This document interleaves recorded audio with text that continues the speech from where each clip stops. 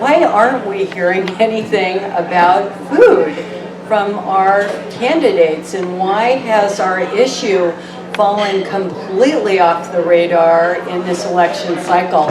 I'm rather horrified and appalled about this, and I imagine you are too, and I'm thinking that might be why you're here tonight.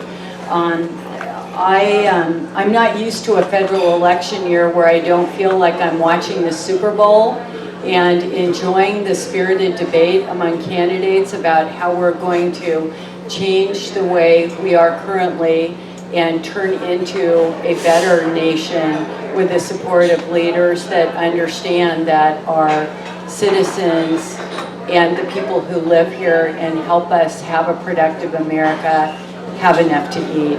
The reason why we're not included and we're not a consideration in party platforms, the reason why food justice and agriculture issues are not in dialogue right now is because we haven't, I feel like we, the activists on the ground, haven't done some critical work. And I feel like what we should really be doing is kind of both and, maybe trying to get the ear of someone who has the ear rather than going directly to somebody who's going to smile in our faces and just push us along, and then doing this work that really needs to be done.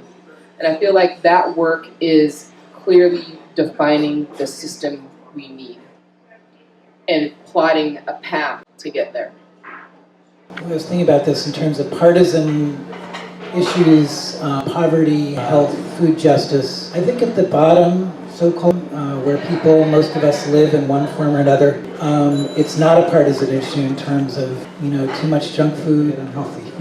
If we don't, Republicans and Democrats alike who are low income have lack of access to healthy food. Same with food stamps.